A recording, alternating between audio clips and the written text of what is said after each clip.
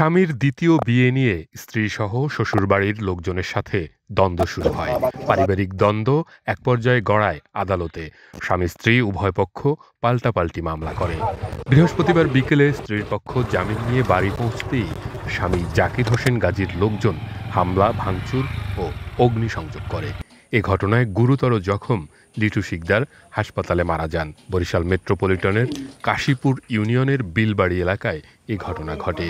নিহত লিটু শিকদার ওই এলাকার নজির শিকদারের ছেলে। এ ঘটনায় আহত হয়েছেন তার ছোট ভাই সুমন শিকদার ও বোন মুন্নি বেগম। আহত মুন্নি বেগম জানান, একই গ্রামের বাসিন্দা জাকির হোসেন গাজী তার স্বামী। এক্সট্রিম মশার কয়েল প্ল্যান্ট ফাইবার দিয়ে তৈরি, ডেঙ্গু, চিকুনগুনিয়া বাহি সহ যে কোনো মশার বিরুদ্ধে দেয় এক্সট্রিম সুরক্ষা। কিন্তু সম্প্রতি জাকির হোসেন গাজী গোপনে আরেকটি বিয়ে করেছেন।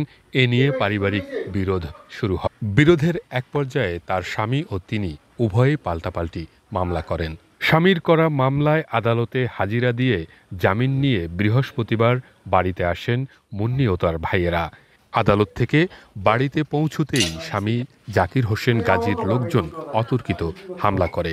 এ সময় তারা ঘরে ভাঙচুর ও অগ্নিসংযোগ করে। এক পর্যায়ে তার ভাইকে পিটিয়ে ও কুপিয়ে হত্যা করে। আমার হাজবেন্ড একটার পর একটা বিয়ে করে, আমারে রাখে গোপনে যাইয়ে ঢাকা বিয়ে করছে। জয়দিন নিয়ে আমার বিভিন্ন সময় মারধর করতো। এই নিয়ে সমস্যা হয়েছিল। আমাদের খালি পারিবারিক সমস্যা, এত বড় সমস্যা না। এই ইস্যু করে ওরা আমার বাইরে বাড়ি পালানোর প্ল্যান করছে। এটা কিন্তু সামান্য একটা ব্যাপার নিয়ে ওরা আমার বাইরে বাড়ি পালাচ্ছে। আমি দেশবাসীর কাছে বিচার চাই। খবর পেয়ে পুলিশ ঘটনাস্থলে গিয়ে পরিস্থিতি নিয়ন্ত্রণ করে। ঘটনাস্থল থেকে বেশ কিছু দেশীয় অস্ত্র উদ্ধার করা হয়েছে। আসলে এরা ঘটনার সাথে জড়িত কিনা আর অন্যান্য কারা জড়িত এগুলো তদন্ত সাপেক্ষে। আর না, জাকিরকে খুঁজে পাওয়া যায় নাই। আমরা এলাকায় অভিযান অব্যাহত আছে। আমি এলাকা থেকে এইমাত্র আসছি।